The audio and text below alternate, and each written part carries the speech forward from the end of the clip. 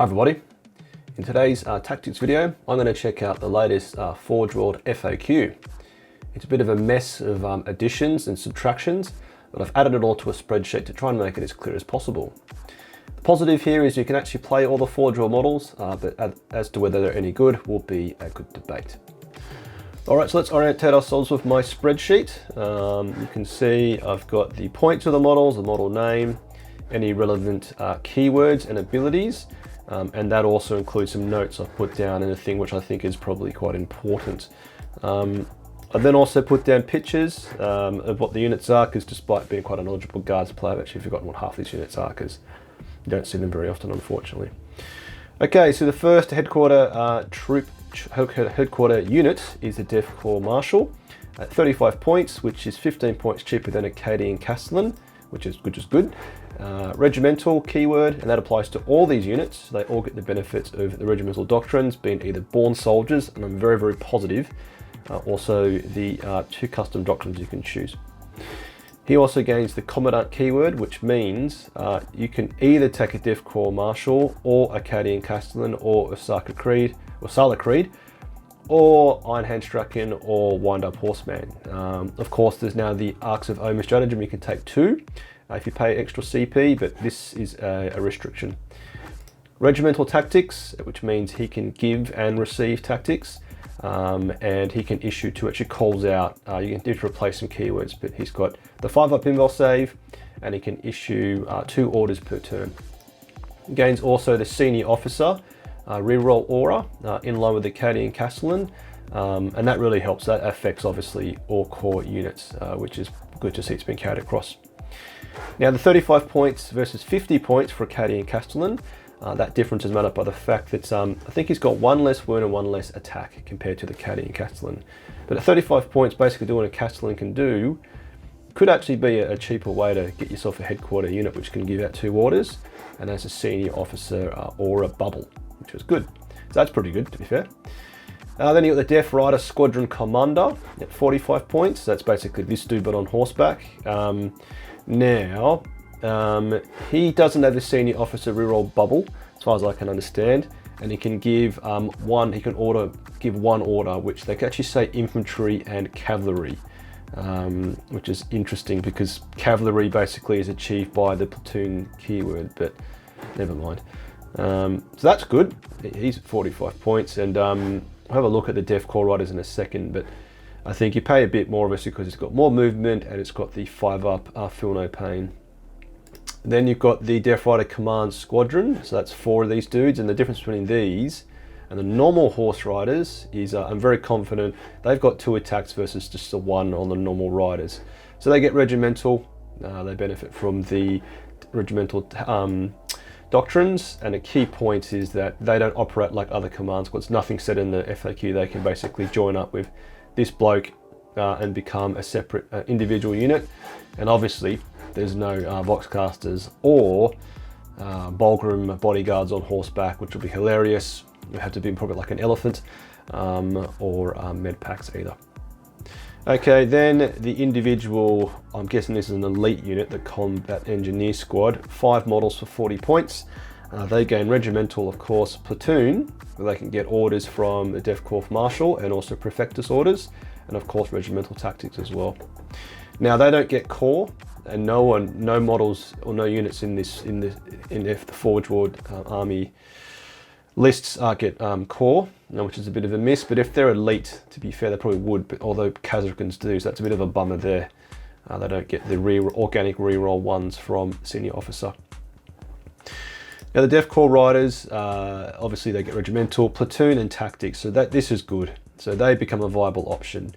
Now they cost the same as the Rough Riders. Now I don't know that data sheet too well, but I think what makes them different is the 5-up Feel No Pain because of their wind-up horses, the mechanical horses they ride.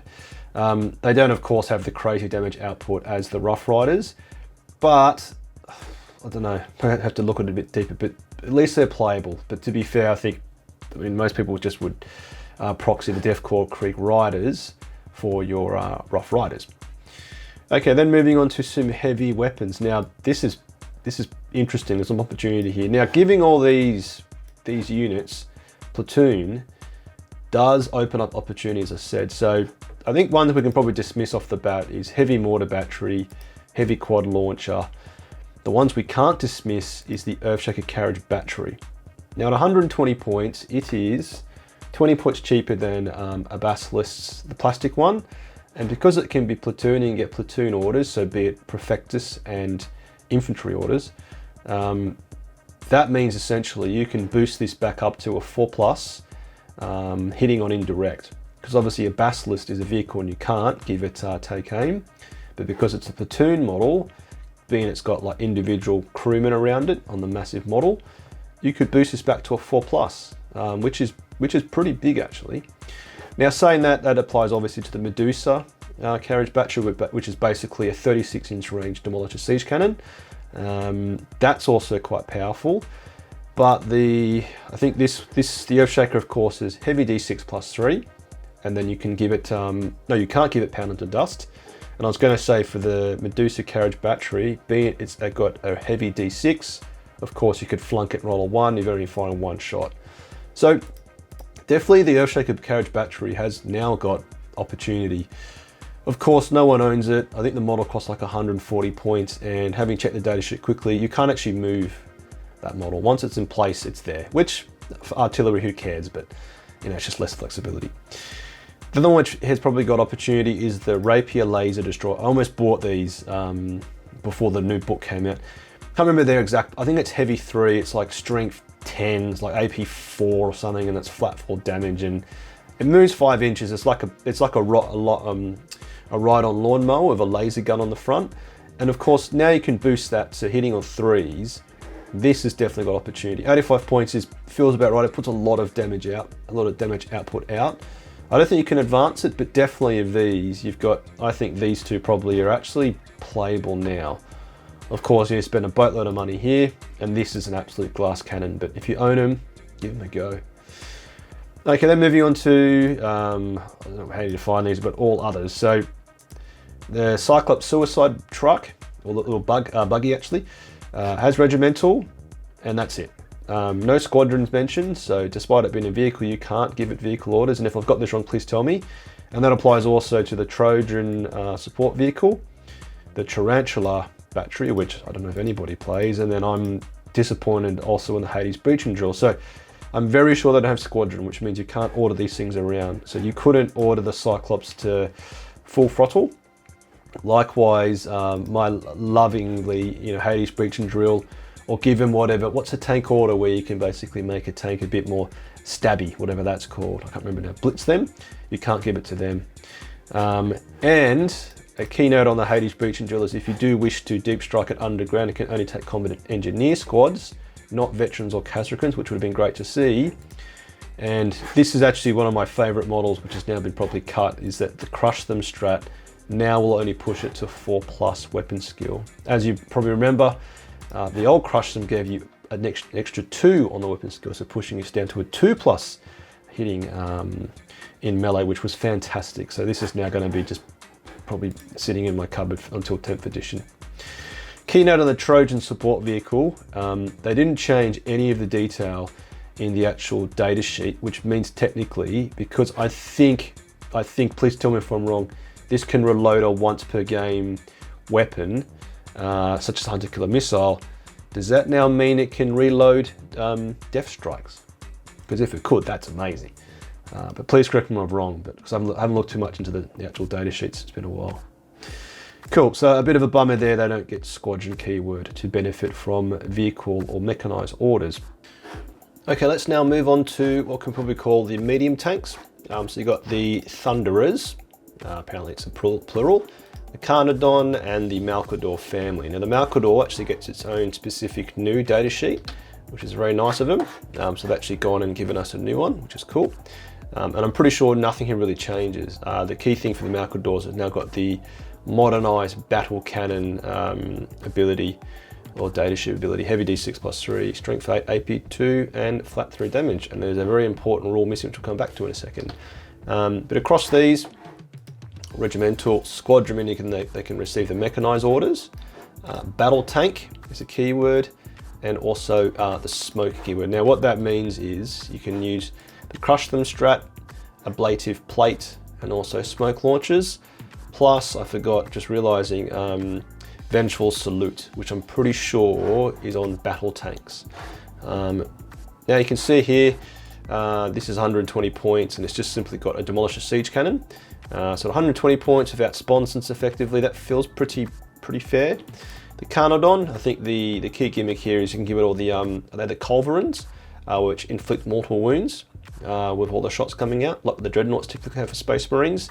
And of course the Malkador family is priced at 210 points. And as we look at the data sheet, they've got 18 wounds.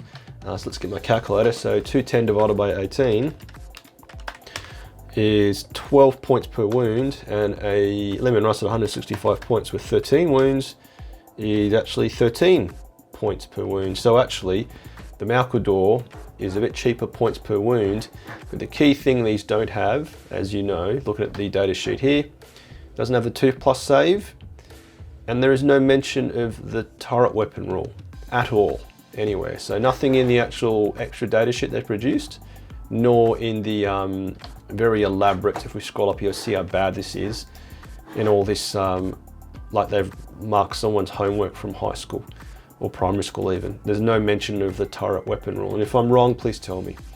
So it's good they can obviously benefit from regimental doctrines, they can get orders, they can use all the stratagems, but not having the turret weapon rule is massive. So you're going to have 3+ save chassis with 4+ save, 4+ to hit, and then when you're locked in melee, you're basically stuck in 8th edition, or to be fair, the 8th edition codex, yeah? It's not great for these models here.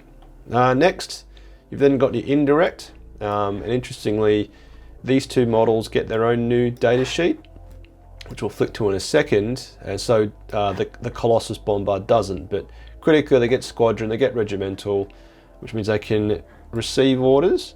They got smoke as well, which of course means they can use the stratagem, as I said. And as we look in a second, you'll see the Armageddon pattern Basilisk also gets a new Basilisk of Shaker weapon. But a key point here is that none of them have the artillery keyword.